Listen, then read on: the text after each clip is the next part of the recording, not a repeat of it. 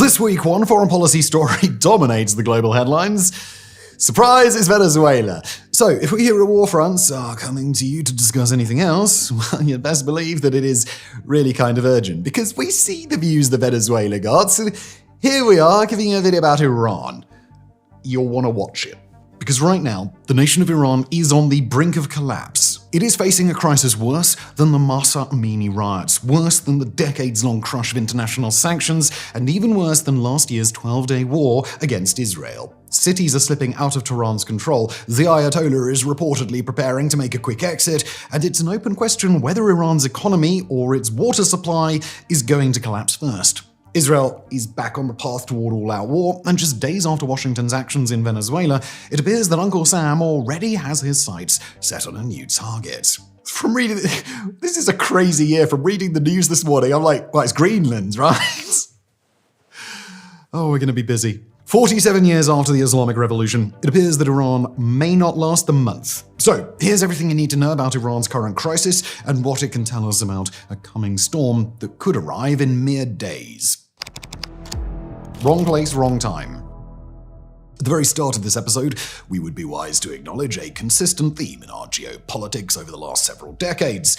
Predictions that the Islamic Republic of Iran could fall are very common. Instances where the Islamic Republic has actually collapsed are precisely zero. So, to understand why this time could be different, we've got to give a bit of background, starting with the awful 2025 that set the stage for a crisis in 2026. Over the course of the past year, Iran has been on the receiving end of immense Israeli and American firepower across June's 12-day war, and although Iran's ayatollahs could claim a measure of victory in the conflict simply because their regime was not obliterated, the war still left Iran's defense apparatus crippled. Iran's air defenses, its missile stockpiles and production lines, and its nuclear program were all severely compromised during the war, each sustaining damage that will take years to fix. Then, Iran was hit by a water crisis that's only gotten worse, as the rainfall that Iran desperately needs just has not arrived. Finally, Iran has been forced to watch as a large share of its international network of proxy organizations has been dismantled.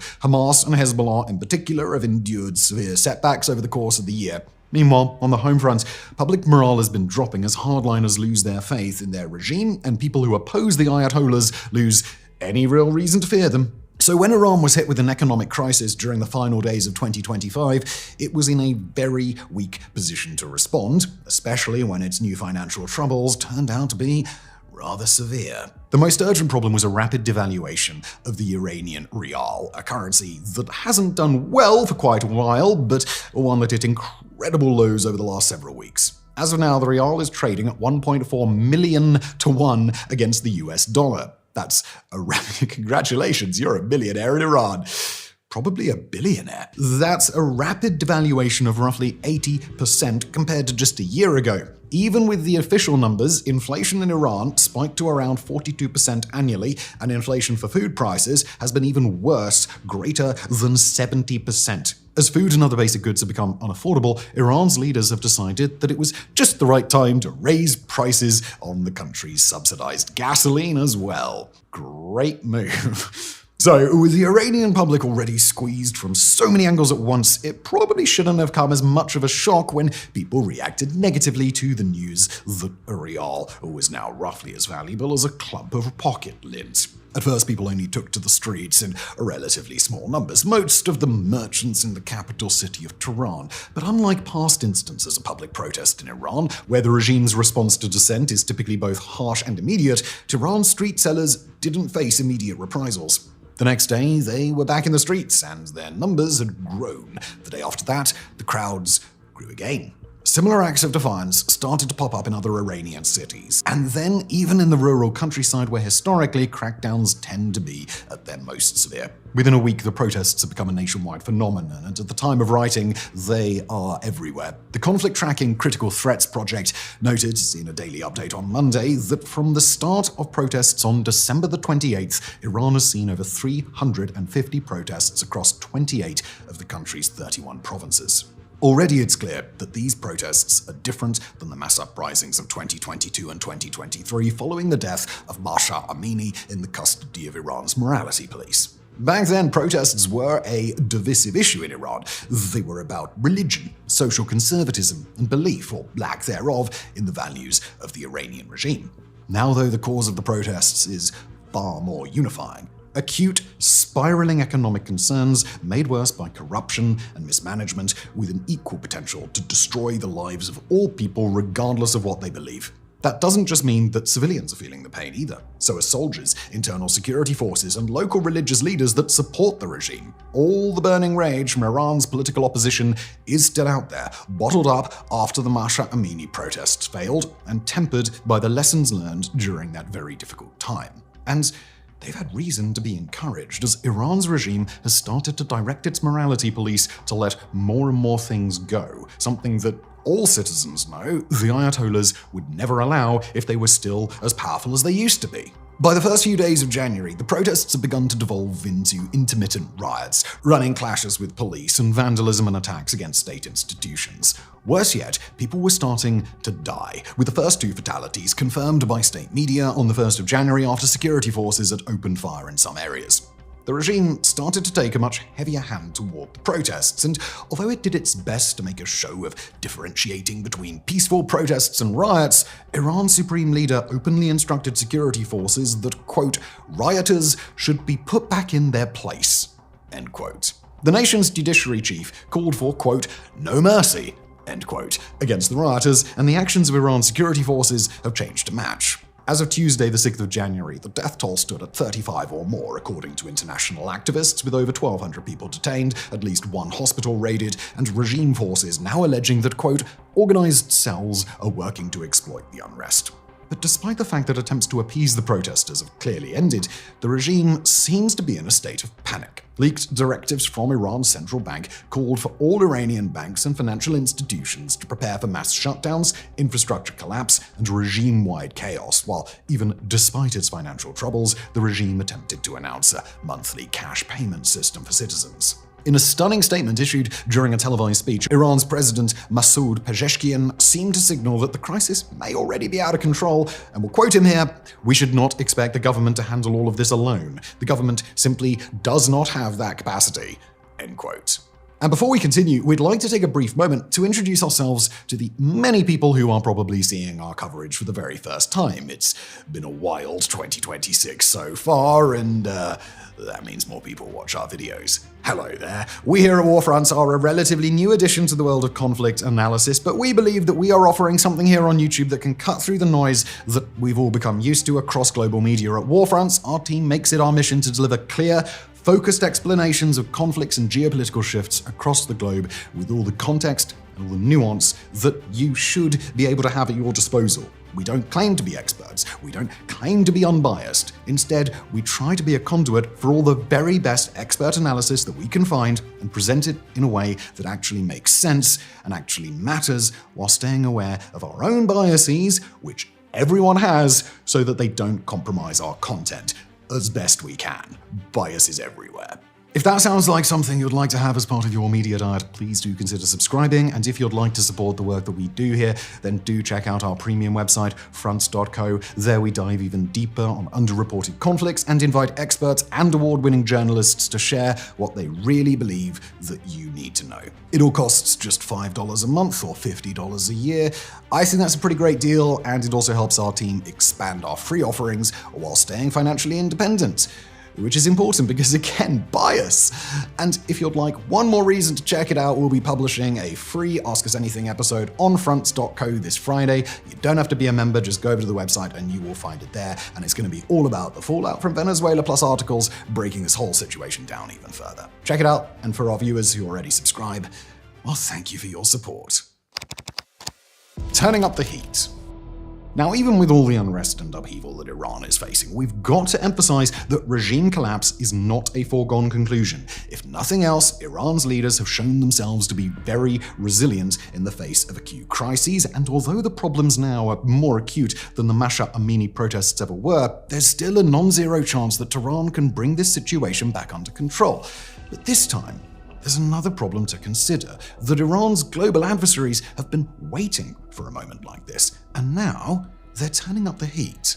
Right now, it's Israel leading the charge, where Benjamin Netanyahu and his government have been signaling for months that a renewed conflict with Iran could be imminent. Recently, Netanyahu traveled to the United States to brief the Trump administration on plans for another round of major strikes, with Trump signaling that he, and thus Israel's most important international backer, was in favor of the idea. According to Israel, Iran has been working to rebuild and reconstitute groups like Hezbollah abroad, repairing its missile production cycle, and potentially even working to resume its nuclear program. Israel has taken an acute interest in Iran's growing protests, with high-level Israeli officials signaling that their nation will support the protest movement, and recently Israel has placed pressure on Iranian allies abroad. Starting this Monday, Israel renewed its campaign of airstrikes against Hezbollah and Hamas targets across Lebanon after Lebanese officials missed an Israel-imposed deadline to disarm Hezbollah on their own. Open-source intelligence reports, citing Israeli sources, indicate that Netanyahu may have approved a military attack plan that could go into effect as soon as the next 48 hours, and Israel's military appears to have moved into a new state of high alert. The latest news out of the United States, maybe even worse for Iran, especially in the wake of the United States' brazen regime change operation in Venezuela just days ago. After the capture of Venezuelan dictator Nicolas Maduro, Trump and his inner circle publicly warned world nations that they'd be wise to pay attention, and according to Iranian officials speaking to Reuters, there's a real fear in Tehran that they'll become, quote, the next victim of Trump's aggressive foreign policy, end quote. Last week, on the day before the Venezuela operation, Trump took to social media to threaten that if the Iranian regime killed, quote, peaceful protesters, then the United States was, quote, locked and loaded and ready to go. That statement was issued when the reported death toll in Iran was still in the single digits. As of the time of writing, the count of the dead stands at 35, including minors. Publicly, Iran has responded with all of its usual fire and brimstone. In remarks on Tuesday, Supreme Leader Khamenei said that his nation does not believe that Israel will avoid seeking confrontation, and that in response, Iran will not limit its response to a future act of Israeli aggression. In fact, he threatens that Iran could even launch a first strike if it believed that its interests or its sovereignty had come under sufficient threat. On Monday, Iranian state media reported that the nation had received a transfer of Iskander missiles from Russia. The Iskander is a ballistic missile with up to a 700-kilogram warhead and up to a 500-kilometer range, not enough to reach Israel, but more than enough to strike US assets in Qatar, Bahrain, or Kuwait, force the closure of the Strait of Hormuz, or attack critical oil infrastructure in Saudi Arabia, the Emirates, or other Gulf nations. Privately, though, it appears that Khamenei may have different plans. A recent report in The Times, citing Western intelligence, suggests that he's concocted a plan to flee to Russia if protests begin to really overwhelm Iranian security forces.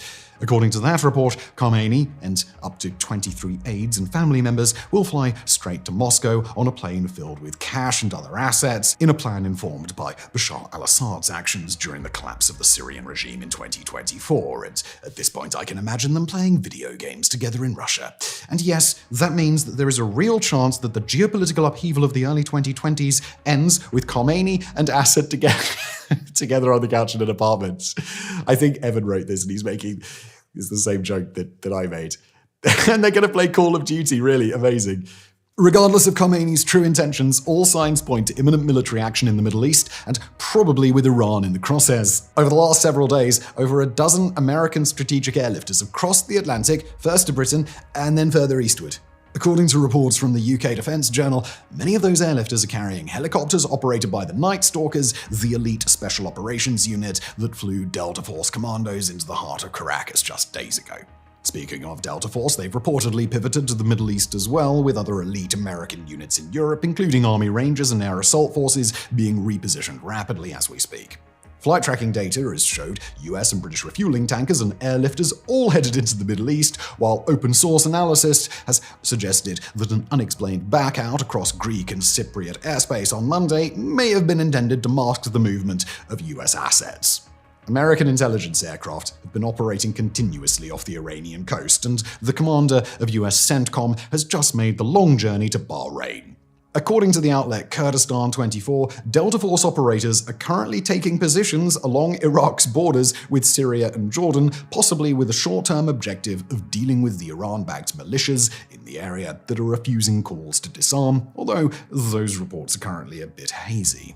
Finally, we'd be remiss not to mention a series of reports suggesting trouble in Syria, where Israel has reportedly warned the nation's transitional leader, Ahmed al-Sharaa, that Iran is planning to kill him.